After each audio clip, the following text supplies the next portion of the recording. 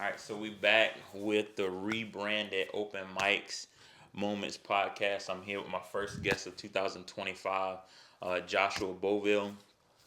One of my good friends, man. Somebody who I met back in 2016. 2016, yeah. 2016. That was cool. So we started out teaching together over in York County. That's been almost 9 years. 9 years. God, Long that's time, man. So both of us have grown in life, did a lot of right. different things. But right now I'm here to highlight you and some of the stuff that you've done.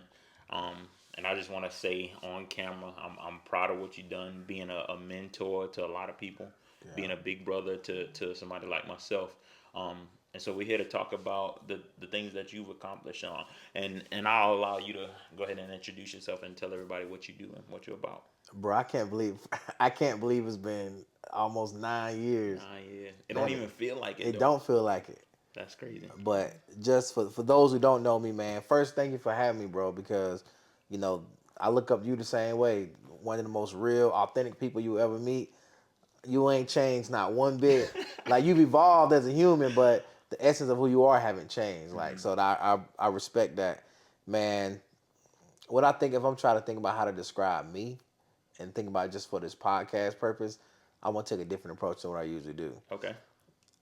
I want to share a story of a guy named Quincy. Quincy. When I was growing up in Greenwood, South Carolina, 1401 Phoenix Street, apartment 13A, I had a guy named Quincy. The neighborhood knew him as Milkman.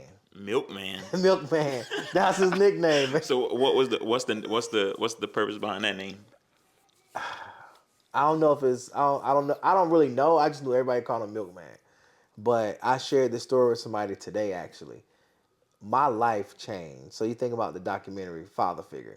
And you know I talked about I had all these father figures that molded me and shaped me to who I am. I had my uncles, had big brothers, and like growing up in in the projects with a mom who's addicted to drugs, a father who's addicted to drugs, having all these experiences, I talk about father figures.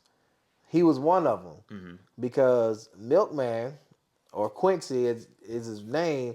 This guy was a neighborhood dope boy, Oh man. and and when the ice cream truck roll up, he would always every kid in the neighborhood, don't matter who your mom and daddy was, everybody he bought everybody stuff off the ice cream truck. So I looked up to him. He had a lot of money. He had nice clothes, right? And I never forget one day, me and two of my best friends, I was probably 7, 8 years old. We went to the Piggly Wiggly and we stole like Black and Miles and cigars. Hold on, you stealing Now something? listen, listen. So it That's gets crazy. better, right? So we go to Piggly Wiggly and we steal Black and Miles cigars. All these. This is back when they used to have them like right behind the shelf. So in my mind, I'm going back to the neighborhood. I'm gonna be like Milkman. I'm about to make some money, right? So I wanted me some candy. Like I never forget, man. I want me some candy. I want to buy my own stuff off the ice cream truck. So we get back to the neighborhood, and I go to him, and I was like, we had took the Black and Miles and broke them up, poured the stuff out of it. We thought we was about to sell some weed, right? Oh my god. And so, and I'm keeping it PG, but we go to the neighborhood. I see him, my hand shaking, and I'm like, hey, you want to buy some? And he was like, and he grabbed my hand and he squeezed it so hard, he twisted it, and he pulled me to my mother and my big brother. And he said, if I ever see little Josh out here trying to do this again, I'm gonna break his hand. The last time I tried to do something like that. So like That's my wild. whole movement and my whole everything is centered around it takes a village to raise kids. Right. And especially our black boys, we need everybody chiming in and taking a vested interest in the lives of our kids. So I think about that story a lot because that was a pivotal moment for me. Even at 8 years old, seven, I don't even remember how old I was. I know I wasn't. It was before we moved out of the garden, so I was younger. That's my whole movement, man. Is like creating and finding mentors for our kids. And I know sometimes that can be difficult. I think about this a lot, which is why now I didn't have a lot of mentors growing up. Which is why when I meet people like you, I try to hold on to them and get as much information from them as I can. Um, and you mentioned just now, the fact that it takes a village to raise kids. Now, we live in a time now where, especially with black kids, everybody's parents is saying stuff like, don't touch my child, don't say nothing to my child, or don't discipline my child, send them to me and let me do it. Personally, I think when it comes down to, to correcting a child, that is something that needs to be taken on by not just the parent but the community, because when your kids go out into the community, they're spending a lot of time with teachers, um, friends, the parents of their friends. And I think that if you're going to allow your child to go out and spend time with other people, why is it a problem when somebody else says or does something to correct your child? Now, I'm not saying putting your hands on anybody else's kid or anything like that, but we have people now who get upset to the point where they're ready to fight you or kill you even if you say something to that kid. Yeah.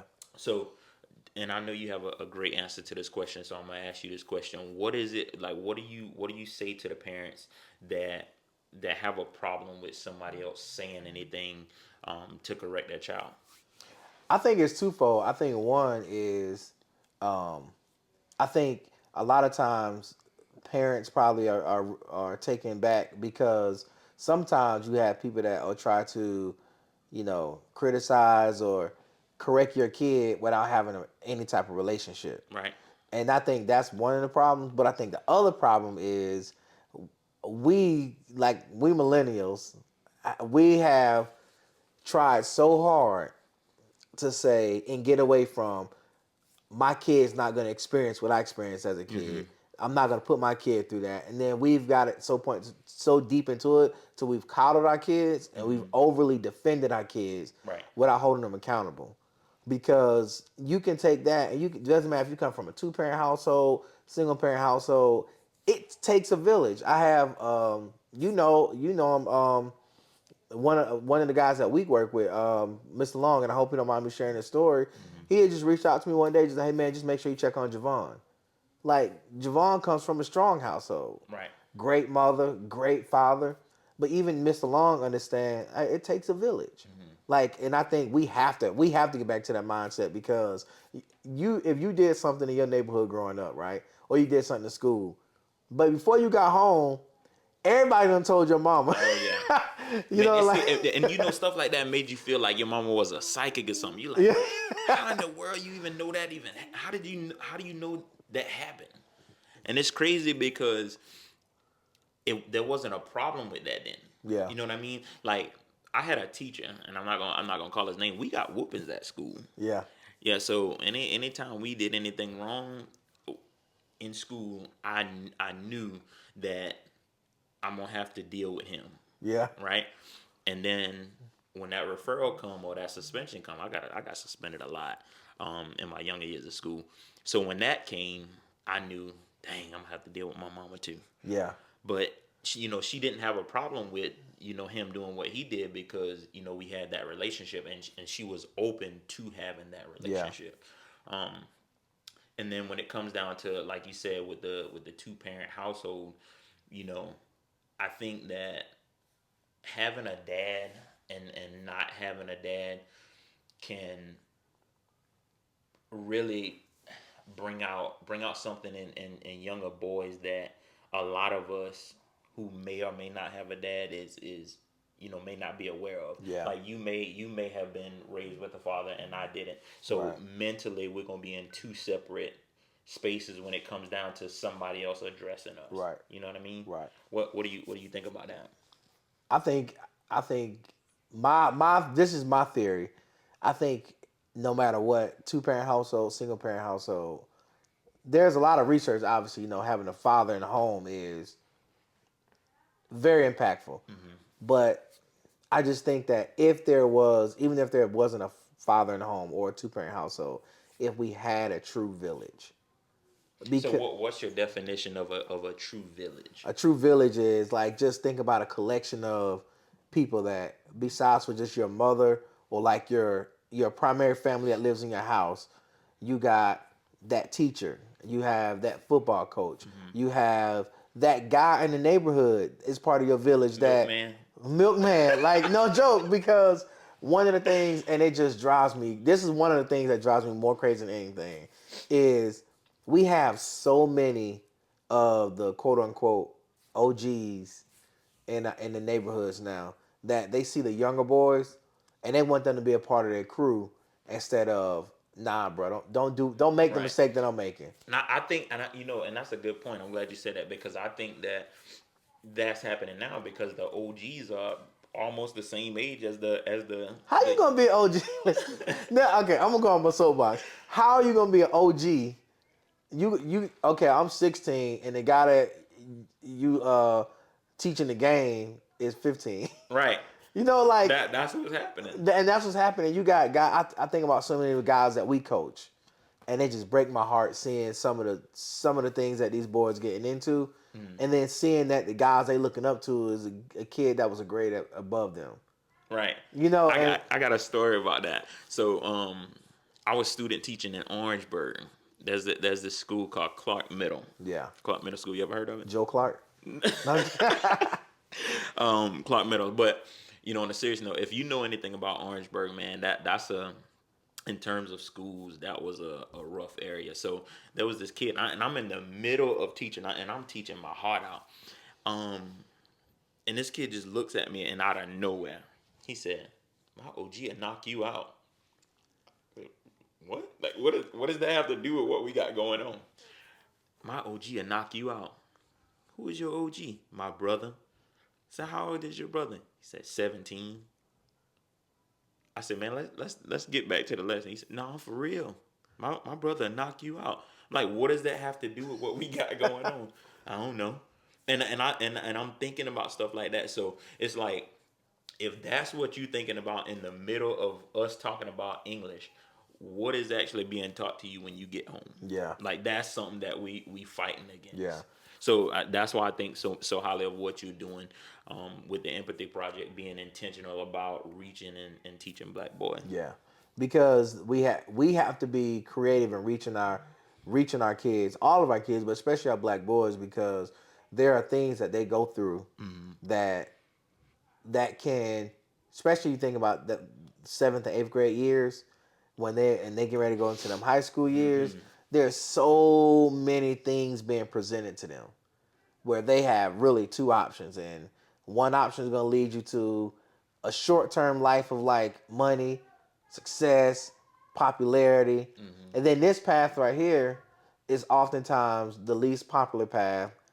Not a lot of money, not a lot of popularity, but it's the right path. And Right. there's so many things pulling at them. So like the Empathy Project is all about taking adults who work with kids, especially our African American boys, and then immersing them into their experiences, so that you can just like empathize and sit back and say, "Oh man, I didn't even realize they were going through that.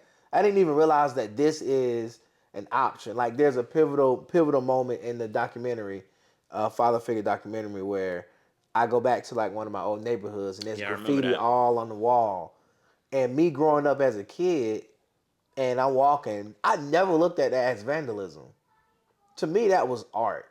It was just art. Hmm. And I'm like, man, who talented enough to do that? And then that kid might go to school and that kid's drawn on the desk. As a teacher, we have to tap into it. But Right. you can't do that if you haven't immersed yourself into the experience to be able to do that. Right. And see, that's a good point, and that brings me back to the point that I made earlier about the parents that you have in the household. So my mom raised me and my siblings by herself, for the most part. So for me, seeing something like that is like, dang, somebody did something wrong. Yeah. I didn't have that same mindset as you, as that's art.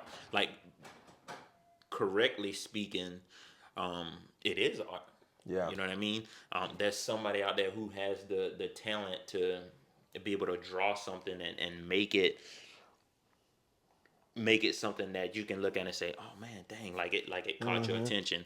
But it hasn't been channeled yet. And Yeah. I think, like what you said, being intentional about looking at things a little bit differently, maybe you'll be able to recognize that it is art and not just graffiti. Yeah. Depending on what side of town you on. If you on this side of town, it's called graffiti. If you're on this side of town, it's called a mural. Um, Like it's the same thing. You painting on a wall, right. but one side of town is a mural, the other side is graffiti or vandalism. Yeah. So yeah, just channeling it. Yeah. Let's switch topics here for not switch topics, but more so switch gears. Going back to what you said in the beginning, that's one of the most things I find the most fascinating about you. You said your mom was on drugs growing up. Not a lot of people would be willing to openly say that. Right. You know what I mean? Take us into how that was growing up. Man, I had the most amazing grandmother. So I had an amazing grandmother, Carrie Mae Davis. Man, my grandmother was a pastor of a church. Her and my grandfather were co-pastors, and small family church. And I don't think I ever realized my mother was on drugs like when I was younger, because my grandmother was always so there.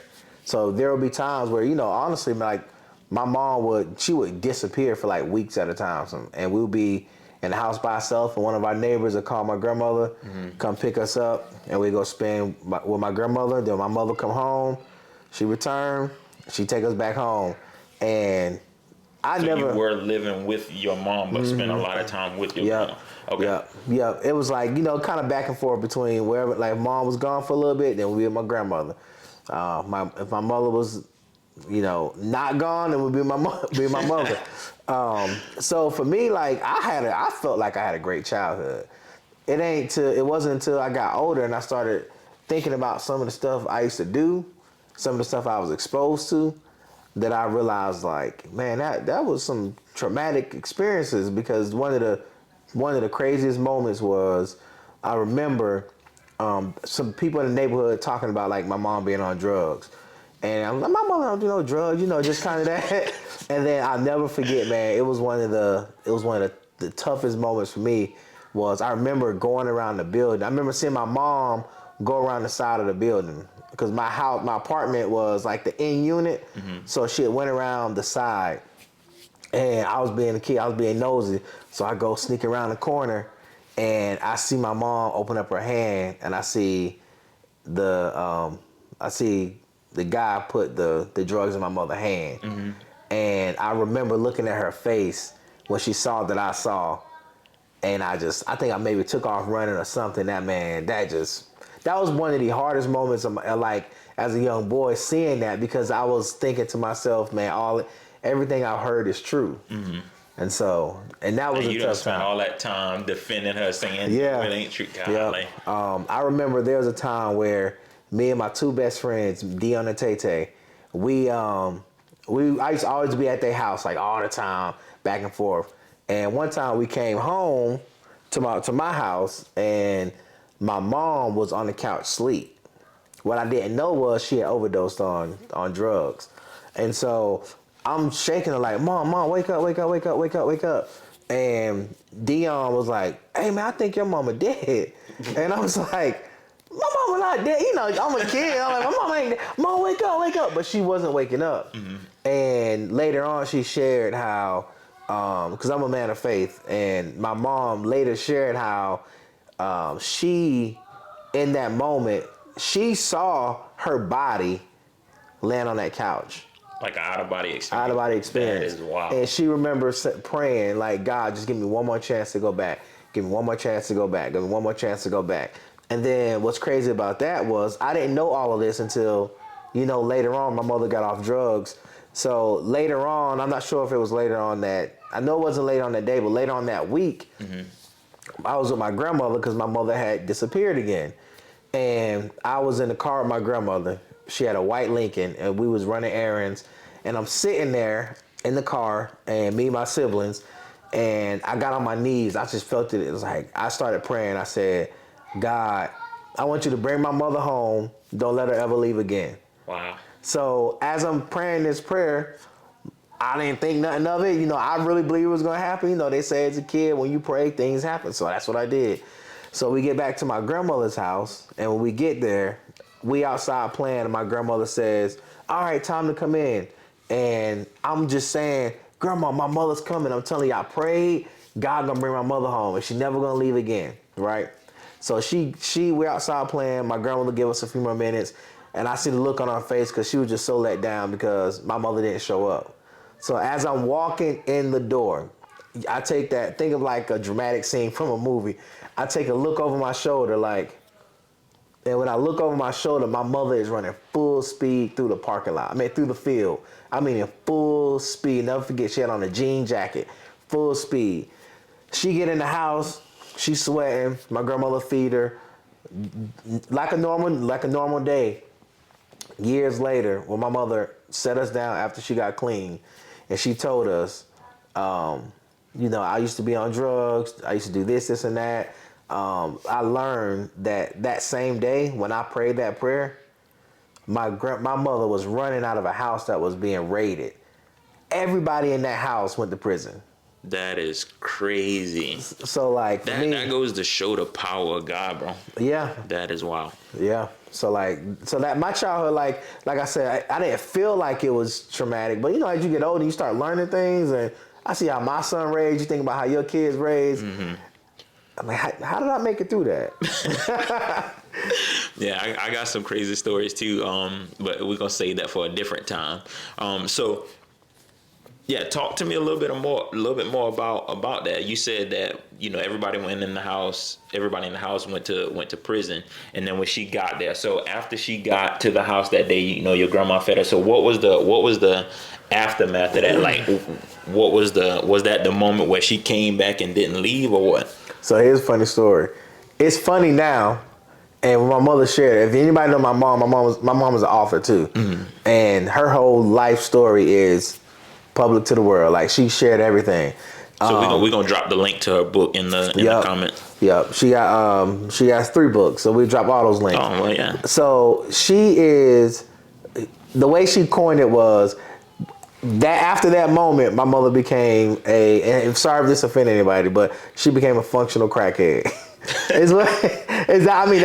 So she was still smoking in that moment? Yeah, she was still smoking in that moment. But one thing that changed, my mother never left. Like, we knew when she would be upstairs doing her drugs, mm-hmm. because she would say, she'd put us on a show or something, and she would go upstairs and lock her room door, and then she would come back down and she would be tripping. Like, and we all knew, like, Mom go upstairs and lock the door, she'd come back downstairs, she'd be real paranoid, just tripping, man. And so we would be sitting there like, and we thought it was funny, so we would just like have fun with it.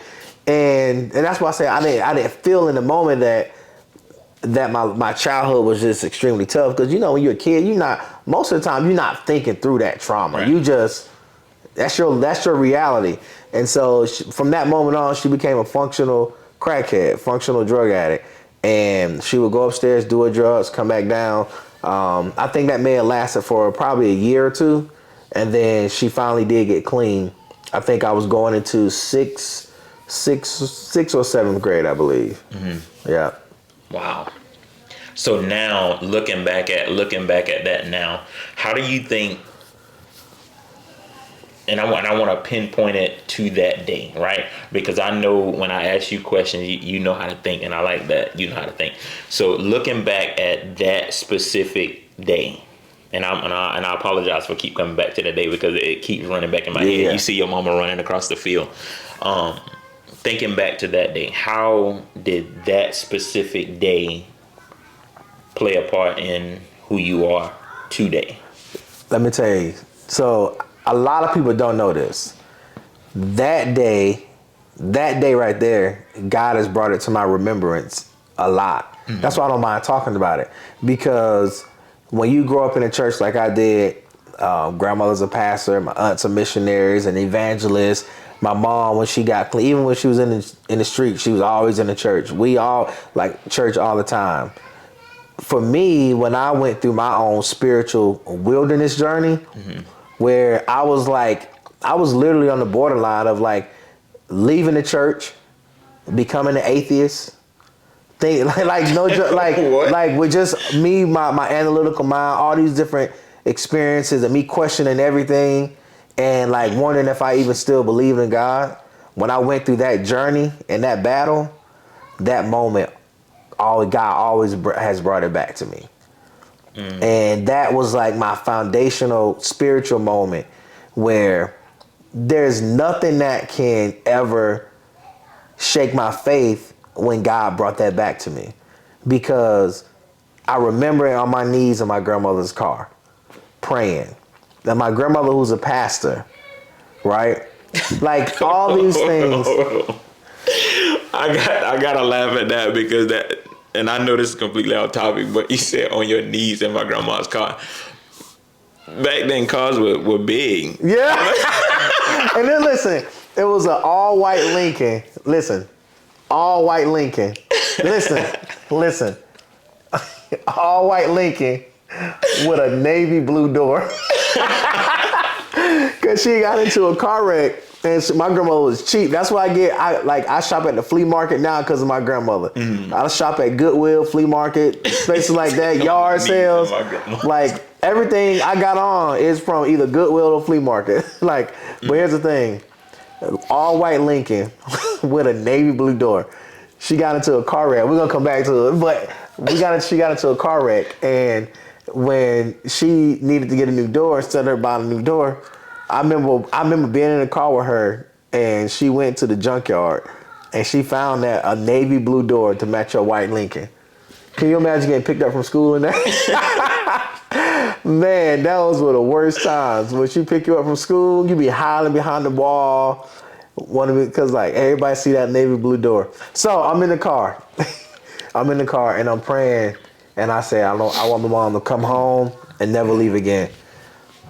That moment is like it shaped my whole spiritual journey because no matter what I've been through, I've been able to go back to that moment in the car where God not only answered my prayers, but He saved my mother's life. Wow. Wow. So, saving your mama's life. Do you think that saving your mama's life also entails saving your life? Because for me, I'm thinking about how I think about my mom. Like now, and I'm the type of person, I always try to put myself in other people's situation to kind of see where my mom would go, because I think really in depth about a lot of things. Right. So while you've been talking, I'm putting myself in the mindset of how would I have felt if my mom was on drugs. Yeah. So my whole life, my mama never drank, smoked, did none of that. So I'm putting myself in the mindset of you. If your mom would have passed from doing drugs, how do you think that would have affected you now? I mean, it would have definitely affected me a lot. It would have added another layer of trauma. But I'm not saying this to take anything away from my mother, because I have an amazing mother who has everything I'm doing in that life right now. She's been a trailblazer for it and has taught me. My mother, as long as my mother was a drug addict, we ain't never been homeless. I can't remember our lights ever really being off. We may not always have food in the refrigerator. My mother was a go-getter, is a hustler. Like everything I've learned to be is from my mom in that sense. So I say that to say, it would add another layer of trauma, but my grandmother was so strong, and my uncles and my aunties and my older brother. I don't think God in that moment, I think I still would have turned out fine because of the support system I had. I think my prayer was specifically for my mother because God knew He wanted to do some things in her that would then springboard into me and her children being able to do some things to help other people. So I truly believe that I feel like I still would have turned out fine. I think I would have, because my grandmother was amazing. And my mom, that prayer was for my mom. Yeah. I think your mom is more of an inspiration than she knows, because I remember the first time I heard you say it, and I'm thinking in my head, and I'm gonna tell you my completely honest thought. I'm thinking in my head like, dang, she okay with letting him say out loud that she was a crackhead?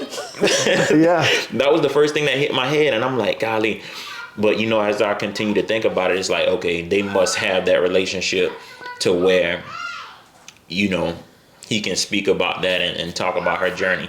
And then I also got into the thought of, because I'm not gonna say how I know all of this, but I've seen a lot of crackheads in my life, been around a lot of crackheads in my life, and not once have I ever met one that turned into an author. Yeah. Not once, but 3 times. Yeah. And you know what I'm saying? Yeah. That's what my mind went back to. And I've always been the type of person to attach myself to things, to do different things.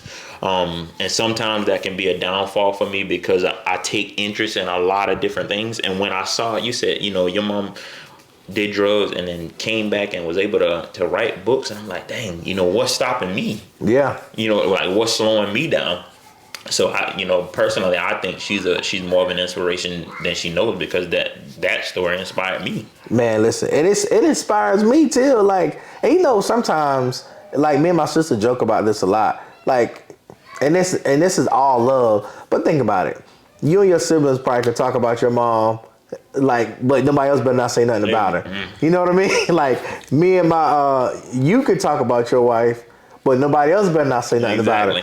And so sometimes we take for granted the people that are in our lives, that so many people look to for inspiration, and we neglect that sometimes.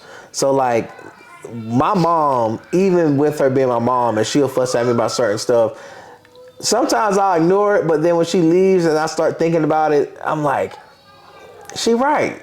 Because to be a person, to publish a book, just take away even the fact away from a person that went from being addicted to drugs for 17 years, almost 2 decades of your life, being addicted to drugs, and then living to tell the story, and then becoming an author. Just take away that alone, and you look at the fact of when she became an author. My mother became an author in early 2000s. That's before it was just as easy as going to Amazon, turning in your manuscript and saying upload. There was a long, very lengthy process. I remember hearing her on the phone with the publishing companies and trying to figure out how to do this. I mean, to do that alone in the time that she did it, I just think to myself, man, how? I know that took some determination and some heart, boy, because 2 decades of doing, and not no regular drug, crack. That's up there. Yeah, you know what I mean. But no, that's at the top of the mountain. But bringing it back to highlighting some of the things that you did, with the Empathy Project. Black boys, there are a lot of black boys who have a similar situation to you currently, right? And maybe feeling something like not knowing where to go, not knowing who to turn to. So when you went through it with your mom, I know you said you turned to your grandma. What do you say to the younger boys out there who may feel like mama, grandma, daddy is not an option? Yeah. So for me, it's honestly been hard for me, because for a long time I didn't really share my story. Like, if you knew me, you knew certain things, and I'll talk about it, whatever. But I didn't share it in the way I'm sharing it now. Like, I'm putting everything out there because because I personally, and I think I shared this at the book launch, I personally didn't want to reinforce the stereotype of African American man, boy growing up without a father, parents probably on drugs. That's why honestly a long time I didn't share my story. But some then people use that as a crutch. Yeah. And so to that point, my wife was pushing me to share it, and the reason why I began to say become confident with sharing my story with conviction is because the Bible talks about we're overcome by our testimony. And not just me, but me sharing my story and what I went through, there's somebody that will see it and hear it, and they'll say, man, if he can overcome it, then so can I. And so my whole thing is, that's what should be the Me Too movement versus what it is. Yeah. Like, do you get what I'm saying when I say that? Like, elaborate a little bit. Do you know what the Me Too movement is? Yeah. So I feel like a lot of people play victim to things that they're not actually victims to. Like nowadays, we live in a time now where people might take the smallest thing and they use it as a crutch to say, well, this is why I did this, or this is why I didn't do this. You didn't do that. Yeah, and I would even say just more so even along the lines of just being truthful and confident with your story. And there are times where you might share your story and people don't even believe it.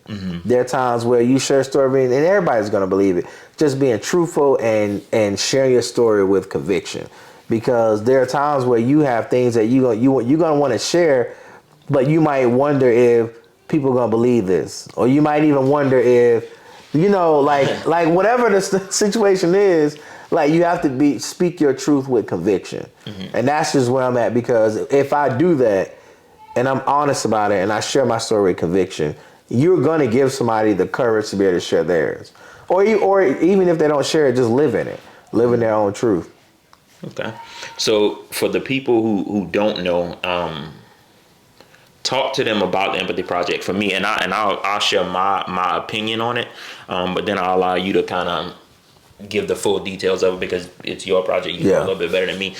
You said that it would be immersive, and personally, I thought it was, because you actually went back to your roots, showed us a little bit how you lived, where you came from, and was able to make it through. And then you also highlighted some of the people who had an impact on your life. And I think for younger Black boys, in a lot of cases, when you have a culture that celebrates all of the negative things that are extremely easy to do, but then will pass you off as a lame or somebody who's not a part of the in crowd for doing the right thing, right? So that's what I got from the project. And another big thing that I do want to highlight too, I also like how you actually took the time to write concepts to those songs and make those songs fit the story that you were trying to tell. And that was, in my mind, creative, and it was smart, because that's a part of how you reach younger Black boys, through music. Yeah. Everybody want to rap now. Yeah. But take us into a deeper dive of what the Empathy Project actually is and what it's supposed to do. The Empathy Project is called that because the whole purpose of it is to ignite empathy in order From to whoever's experiencing it. So specifically, teachers that work, I don't even want to say teachers, but educators or youth workers who are working with kids, especially our Black boys. So you think about the whole Empathy Project. The Empathy Project is designed to spark that empathy in order to drive action. So the whole immersive experience is designed in that way so that you can, like, when people are watching a documentary, even though it's a documentary, it's only 20 minutes, you're connecting with my story, but through the way I'm telling it, you're seeing and visualizing the story of thousands of other Black boys and their experiences. So then you take that and you catapult that into the music. The music is gonna spark up another type of emotion. And then you look at like the photography and the art and all those things. That's gonna ignite another emotion. So you layered it. Right, it's layered. So then when you begin to talk about strategies, okay, this is how you reach Black boys. This is how you connect with them. You have so much more like emotional investment into it that you want to do it. And I think that's, and I'm sorry to cut you off, but that's a good point. I think that's one of the hardest things to do with younger Black boys, reach them emotionally. Yeah. You know what I'm saying? Yeah. That one emotion that a lot of them can easily attain is anger. Yeah. Right? But getting them to tap into the, hey, I can do this, or I can be that type of deal, that can be hard sometimes. Yeah. It is hard but you also got to think about how, so let's say we taught middle school. By the time you get a kid that is, let's say 8th grade, so 13, 14 years old, right?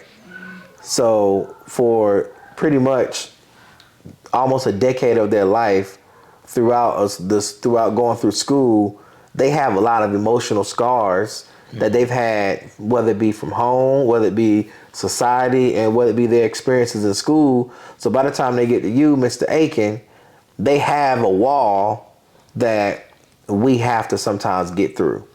And that wall is up for protection because the experiences they've had, whether it be in school, their community, the store down the street, right? Or seeing their parents' stories, or even hearing their parents' stories and the trauma that their parents share about, oh, this is what happened to me in school, and then hearing the stories of their grandparents. So they take all of that trauma with them to school, and then there's a wall there. And so for me, I ain't gonna say always, after my first year, I had a situation where, and I'll never forget, I remember pulling two students in the hallway, and I was just like desperate, man. I'm trying to help you. I love you. Let me, just that, that preaching moment. Like, I'm trying to give you everything I got. Life ain't gonna be fair to you all the time. Like, I'm just going in, like, and they wasn't catching it. And I was like, aha moment. It's like, that ain't gonna work, because I haven't broke down that wall.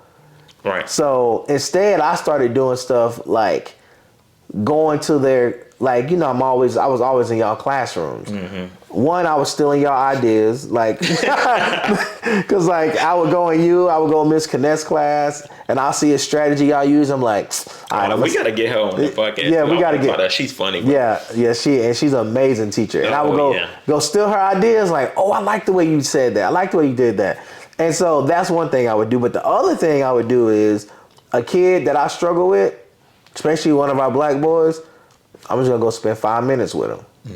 I'm just gonna talk to him, so I get to know him as a person. So now when I say sit down and be quiet, all right, my bad, Coach Bovill, because I have that relationship. That's what's up. So, and I know we coming to a close. We're getting short on our time here.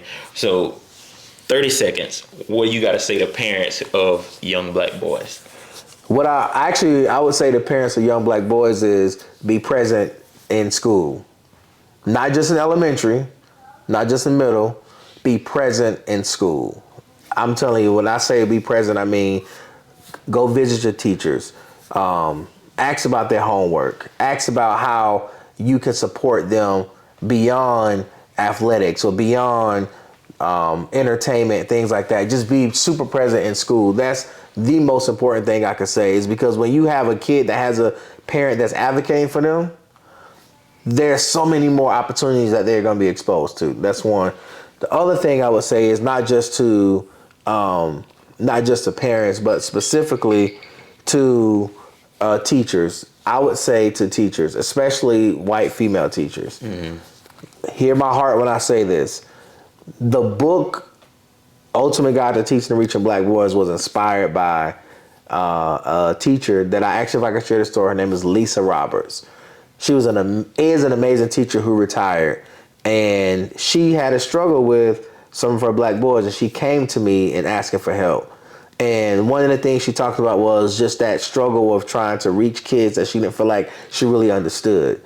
You and I taught in York, South Carolina, predominantly white school district. And we had great connections with students that did not look like us, students that didn't have experiences that we had, students that I, on the surface, couldn't relate to. So my message to teachers, especially the white female teachers, there's my favorite chapter in the book that I wrote is, Dear White Teacher, You Can Reach Me Too. Because every kid, every human being want to be loved.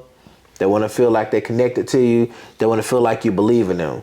If you do those things, doesn't matter what that kid look like, you can reach them. So like, that's my main message. And my final message too. I know you said to parents, but I like to ramble. But that's what we in. Is my number one call to action is, I don't care if you can do it once a week, once a month, once a year. Find you a little black boy and be a mentor. Pour into him. Invest in him. Invest time. If you don't have money, everybody has 24 hours in a day. Just if you can invest 1 hour a day, or 1 hour a week, 1 hour a month, 1 hour a year, find you a little black boy and pour into them. That's what's up. I like it. Appreciate it, man. I appreciate you, man. Thank you. All right, so just to go ahead and finish off, I'm gonna drop the links to Josh's mom's books and the links to his books in the comments. And do me a favor, y'all. Go ahead and like, share, and subscribe. And if you think that there's somebody who this message can help, go ahead and share it with them, and let's have a conversation. If you want to, see Josh again and dig into some more of his life and what he's been through, or there's somebody else that you'd like to have come on the show, reach out to me. I'll put all my social media handles in the comments as well. Let's connect. All right, appreciate you, man. Hey, boy, we was on it, ain't it?